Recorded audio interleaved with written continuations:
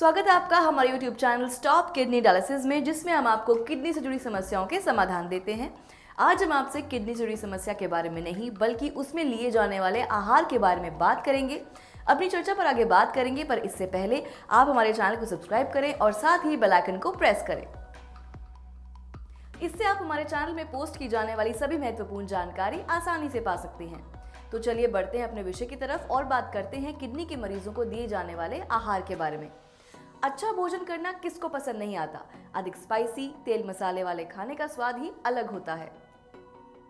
वर्तमान समय की जीवन शैली के चलते हम लोगों ने खुद ही अपने आहार में परिवर्तन कर दिया है, जिसके कारण हमारा शरीर कई सारी बीमारियों से घिर गया है, जिसमें से एक है किडनी की समस्या। अगर हम किडनी के मरीजों के आहार के बारे में बात करें तो किडनी के मरीजों को कई चीजों से परहेज करना होता है, जिसके कारण उन्हें खाने में अच्छा भोजन नहीं मिलता और वो इस बात से अक्सर परेशान रहते हैं।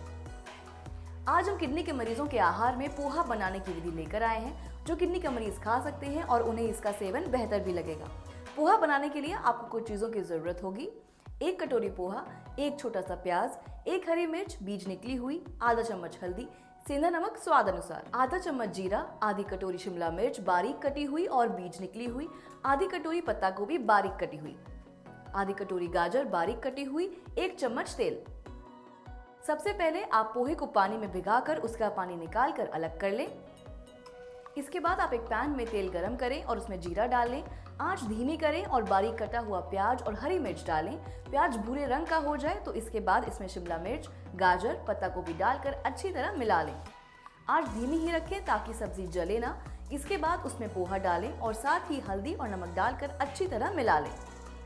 धीमी आंच में 2 मिनट तक पकाएं और फिर गैस बंद कर दें।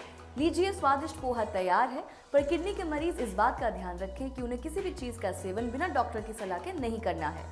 तो ये थी पोहा बनाने की आसान और सेहत भरी विधि। अगर आपको हमारी वीडियो पसंद आई हो तो इसको आप लाइक करें और साथ ही इसको शेयर करना ना भूलें।